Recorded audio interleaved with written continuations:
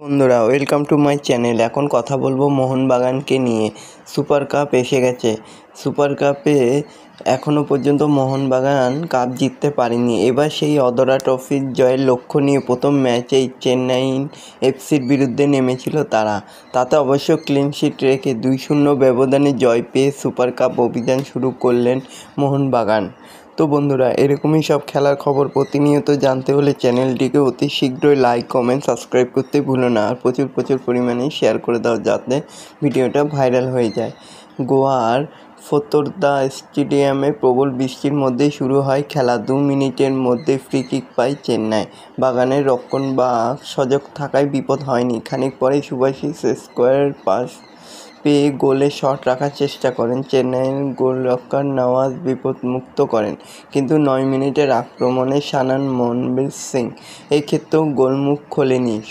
সৌজন্যে নওয়াজ ফিরতি বলে লিস্টন কোলাসো শট নিলেও চেন্নাই ডিফেন্স তৈরি ছিল, কিন্তু 21 মিনিটে তারকা আলবের্তো রদ্রিগেজের প্রচেষ্টাও ব্যর্থ হলেও প্রথম 30 মিনিট পর্যন্ত তিনটে ফ্রি কিক আদায় করলেও বাগানের রক্ষণকে পরীক্ষার মুখে ফেলতে পারেনি চেন্নাই।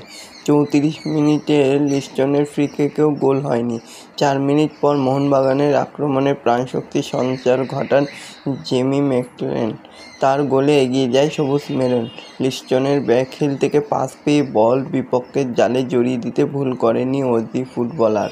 1-0 এগিয়ে থেকে বিরতিতে যায় সবুজ মেরুন।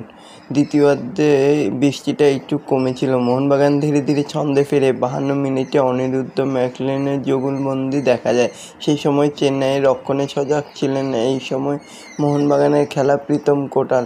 54 মিনিটে ম্যাকলেনের বক্সের ভিতরে একটি থ্রো বল পেয়ে কাজে লাগাতে পারলেন না। চেন্নাই মাঝে মধ্যে প্রতি আক্রমণ করে বটে, কিন্তু ফলপ্রসূ হয়নি। 67 মিনিটে ব্যবধান বাড়ান ম্যাকলেন। মনবীরকে পাস বাড়ান সুভাশিস, আর মনবীরের ক্রস থেকে ফের গোল করেন জেমি। একেবারে শেষে ক্লোজনের শট অল্পের জন্য লক্ষ্যভ্রষ্ট না হলেও ব্যবধান কমাতে পারল না চেন্নাই। শেষ পর্যন্ত 2-0 গোলে জিতে মাঠ ছাড়ে মোহনবাগান। জেমি যেভাবে আক্রমণাত্মকভাবে ভরসা জোগাচ্ছে তাতে অনেকটাই নিশ্চিত থাকছেন মোহনবাগানের কোচ।